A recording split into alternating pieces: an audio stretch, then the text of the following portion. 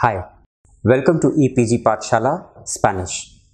We are in the paper called Intermediate Grammar, and today in this module we are going to be dealing with the common errors in the Spanish language. The objective of this module is that in any other language which we are trying to pick up, we commit mistakes, and in Spanish also we are going to be making mistakes, but we can avoid these pitfalls if we try to learn all the common errors that are made while speaking Spanish or writing Spanish also.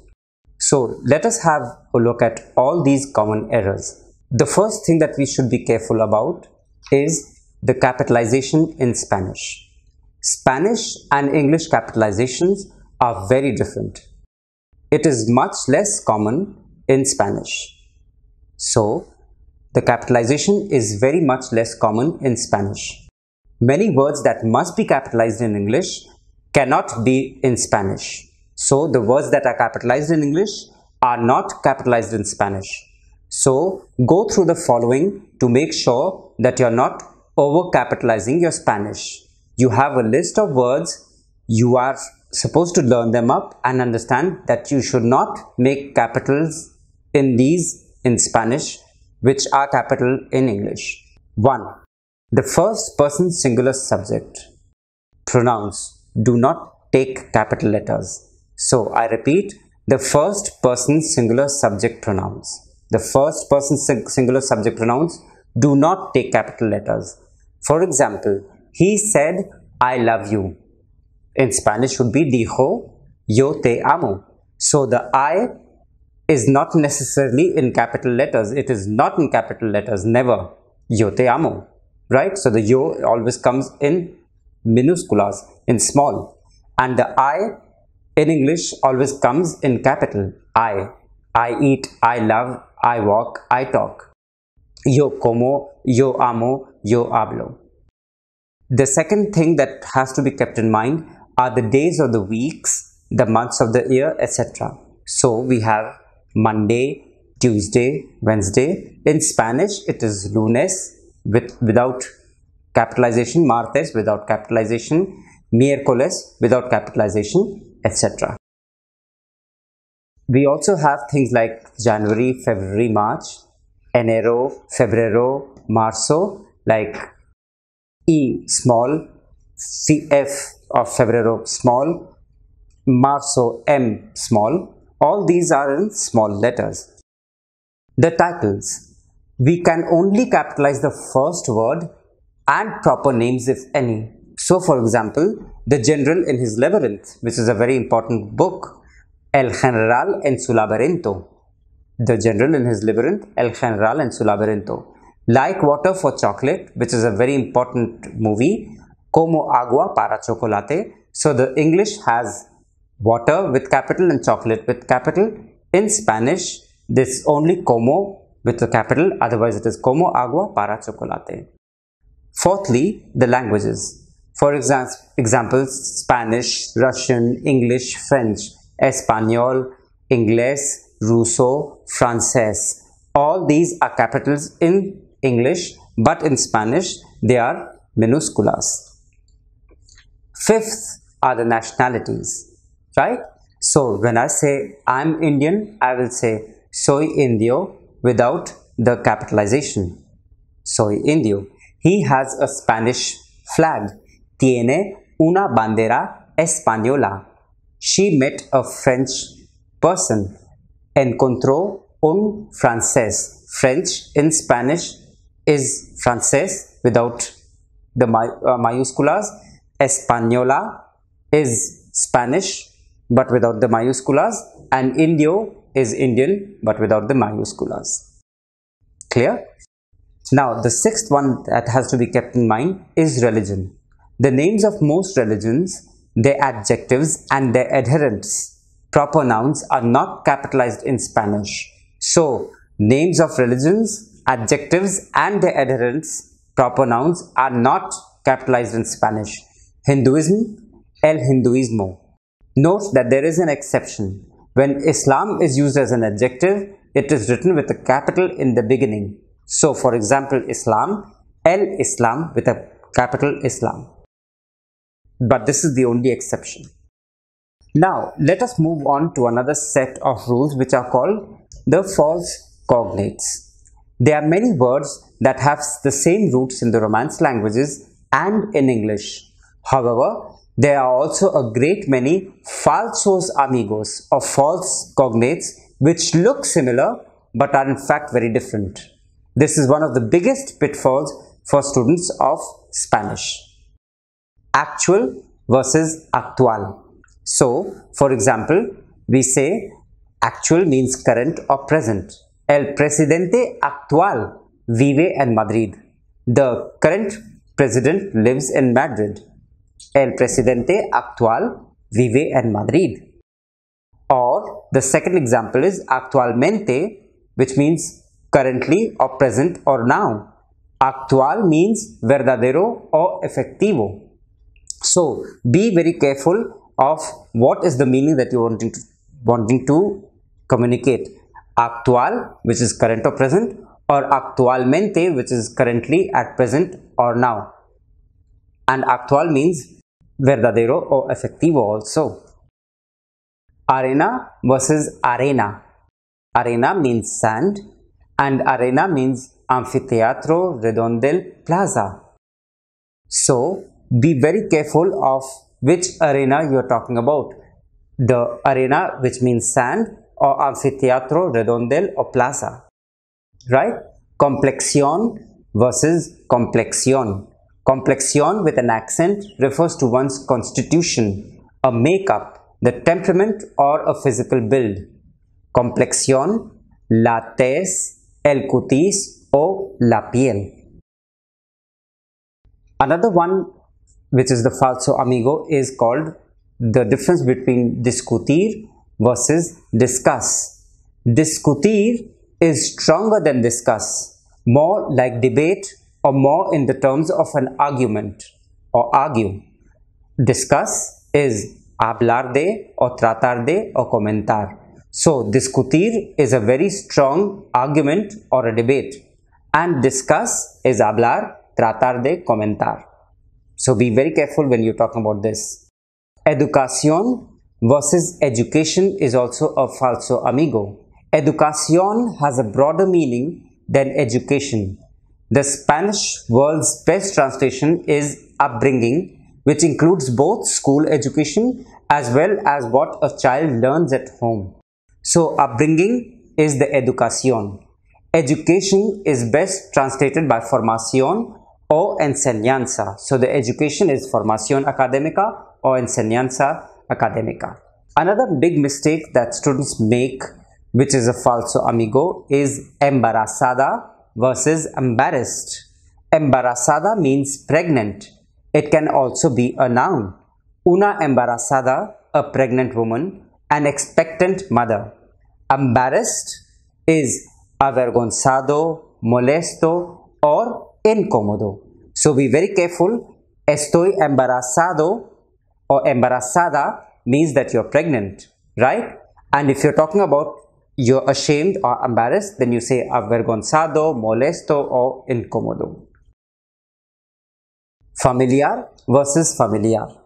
Familiar is an adjective which means in Spanish family, familiar, domestic, informal, plain or colloquial. So familiar means family, domestic, informal, plain or colloquial. As a noun, it refers to a relative or a close friend. So as an adjective, it means domestic, informal, plain or colloquial, and as a noun, it refers to relative or a close friend. Familiar is not only an adjective. Familiar, conocido, común, familiarizado, íntimo, etc. have a different meaning altogether, which is the adjective of the familiar. Patron versus patron. Patron can indicate a boss or owner as well as a pattern or a standard. Patron, on the other hand, is a patronizador or cliente. So when you're talking about patron, it can be your boss or owner, but when you talk about the patron, it can be the patronizador or cliente. Be very careful between the two. The same sense, preservativo versus preservative. Preservativo indicates a condom and preservative is a conservador. So be very careful that preservative is conservador and preservativo is a condom. Raro versus rare. Raro can mean rare, but more commonly means odd or strange. So, raro is rare, odd or strange, and rare is poco común or excepcional. So, when you're wanting to talk about something which is rare, you will say poco común or excepcional in Espanol. The other falso amigo is recordar versus record. Recordar means to remember, recall or remind, and record is equivalent to registrar, inscribir or arabar. Another falso amigo is red versus red. Red refers to a network. La red de Airtel. Okay, it refers to the network of Airtel. Red is the color which means rojo. So when you're talking about red, it is talking about a network. So if you say la red, the Spaniards take it for granted that you're talking about a network. La red no funciona hoy, the network is not working today. But when you're talking about the color, then you have to say rojo. Mi camisa es roja. Mi camisa es roja. My shirt is red. Ropa versus rope. Ropa means clothing. Ropa is clothing. And rope is a cuerda or una soga. Sano versus sane. Sano means healthy, fit or intact. Es un chico sano. He is healthy, fit or intact. For example, Salman Khan es muy sano. Salman Khan is very healthy, right? Sane means cuerdo, sensato or de juicio sano, right? So sane means cuerdo, sensato or de juicio sano. Soportar versus support. This is also a place where all of us have seen that many students make mistakes is soportar versus support.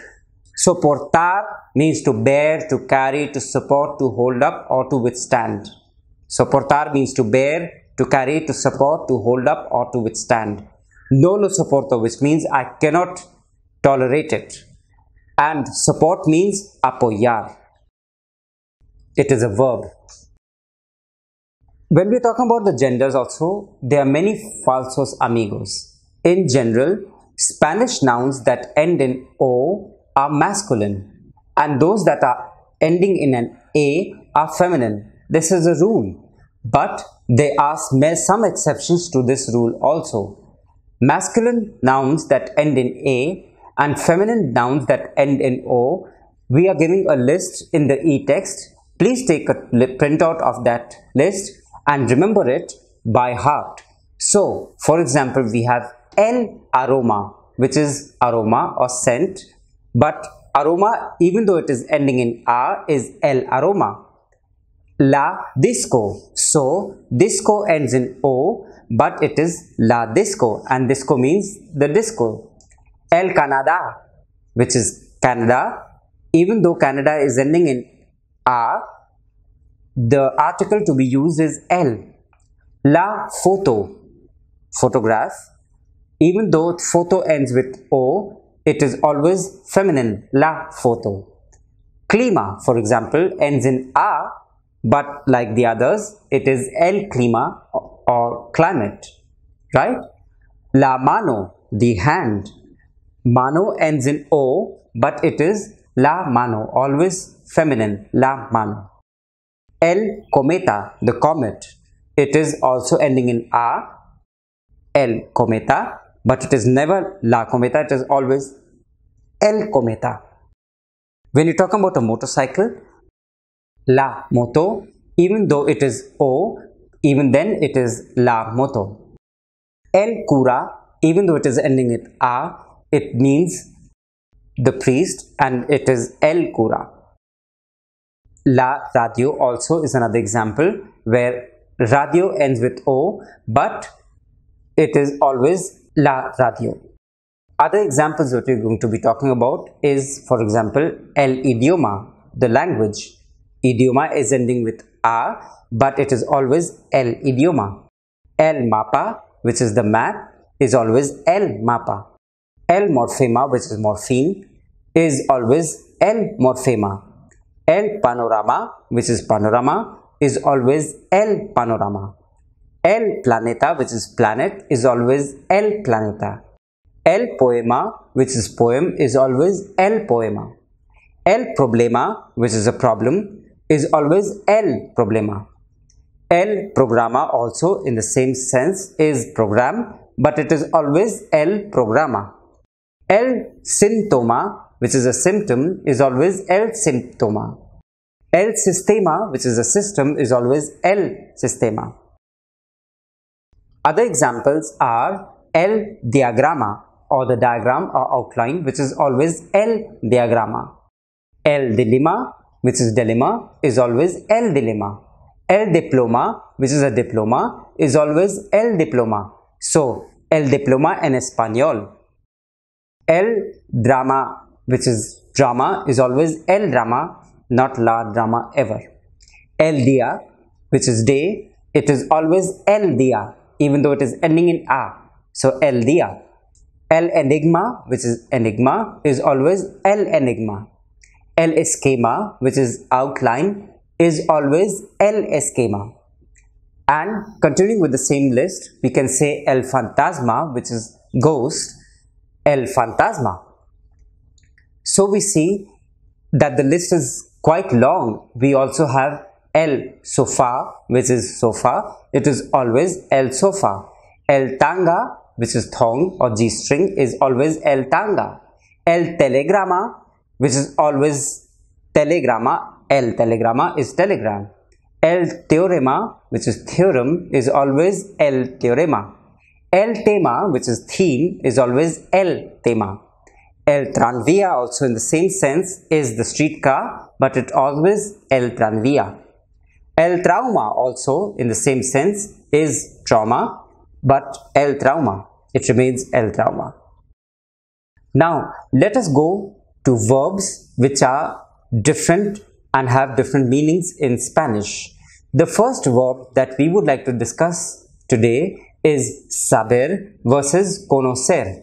Saber and conocer can both be translated by the English verb to know. So, saber and conocer can both be translated by the English verb to know, but they are used in completely different situations in Spanish. Saber in Spanish means to know a fact or to know how to do something. It is often followed by an infinitive or a subordinate clause. So, saber means to know a fact or to know how to do something. And the examples are: no sé la respuesta. I do not know the answer. ¿Sabéis español? Do you know Spanish? Sabemos nadar. We know how to swim. So these are knowing something to do, how to do it. On the other hand, conocer means to know someone or to be familiar with someone or something or somewhere. So knowing someone or to be familiar with someone or something or some place, it can only be followed by a direct object, never by an infinitive or a subordinate clause. Remember that if the direct object is a person, the preposition a must be used with conocer. So the examples are: conozco a tu madre. I know your mother. Conozco a tu madre. No conocen la obra de Tagore. No conocen la obra de Tagore. They are not familiar with Tagore's work. ¿Usted conoce Nueva Delhi? Are you familiar with New Delhi? The next verb that we would like to discuss today is kedar.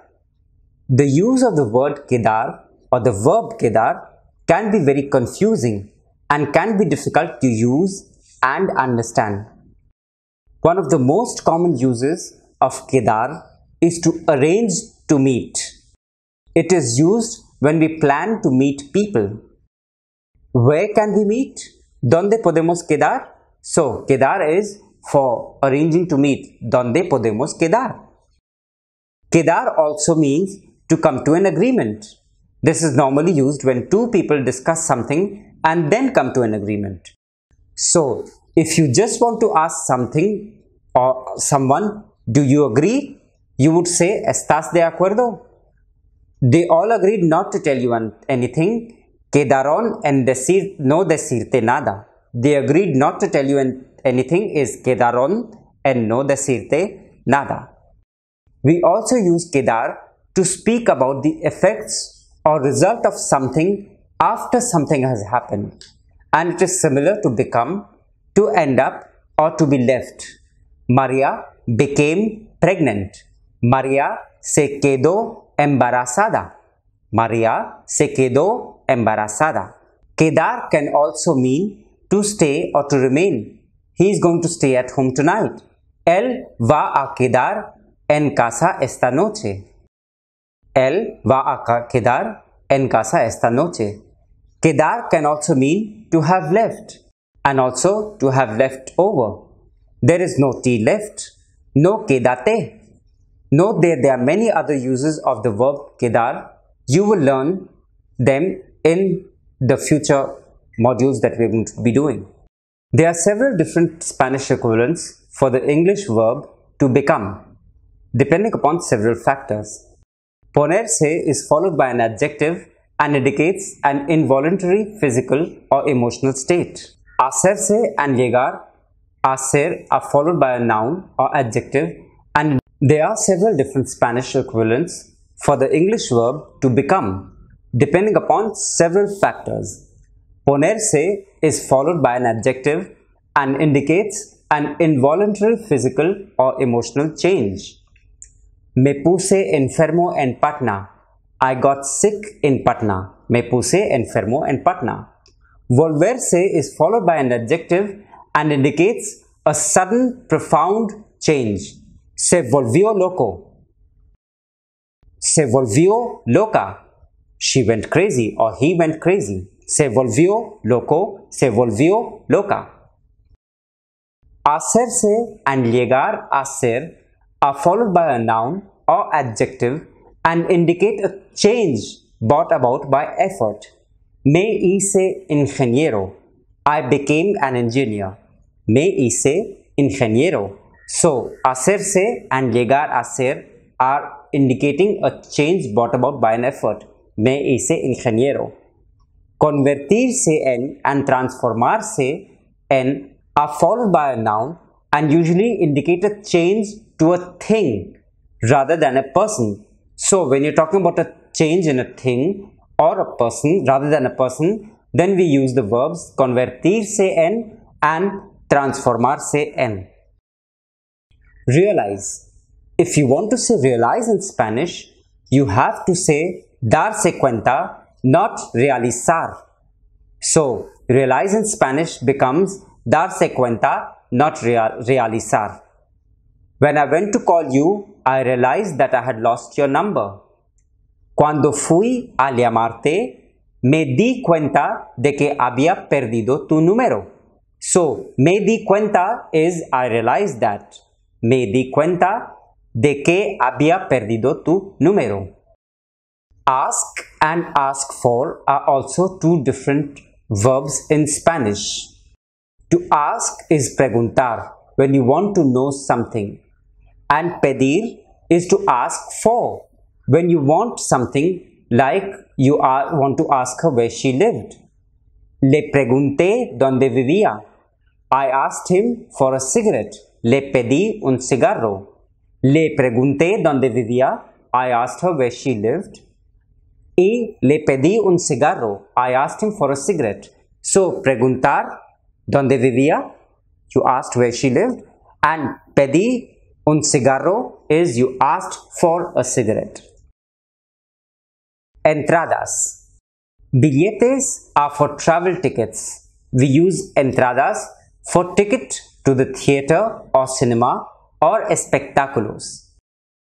So, billetes are travel tickets and entradas are theater or cinema tickets.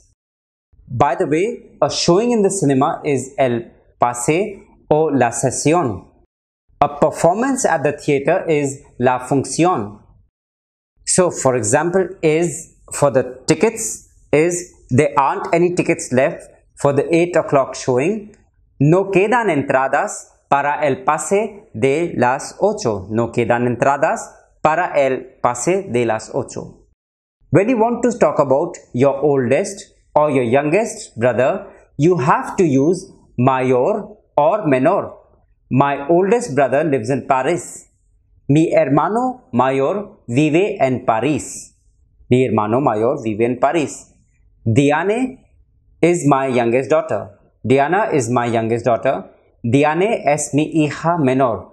Or Diane es mi hija pequeña. So you can use hija menor or hija pequeña for conveying that she is your youngest daughter. Regarding and to respect are also different. You have to be careful with the difference between respeto a, regarding, and respeto, respect. We have serious doubts regarding the safety of the braking system. Tenemos serias dudas respecto a la seguridad del sistema de frenos. He has no respect for the law. No tiene respeto por la ley. So there are two different things that you're communicating. Tenemos serias dudas respecto a la seguridad del sistema de frenos and no tiene respeto por la ley. Common expressions which are usually mistaken for are in the morning, por la mañana, early in the morning, temprano por la mañana, at midday, al mediodía, at lunchtime, a la hora de comer, in the evening, por la tarde, at midnight, a medianoche, in the early hours of the morning, por la madrugada, very late at night, a las tantas. So, to conclude, what we would like to say is that we have given lists of all the common mistakes which are being made in Spanish. Take out a printout from the e-text section and deal with it by learning them, memorizing them, and doing the exercises which come in the self-assessment section of this module. And we will learn from our mistakes and we will make better Spanish usage in the future. Thank you for your attention.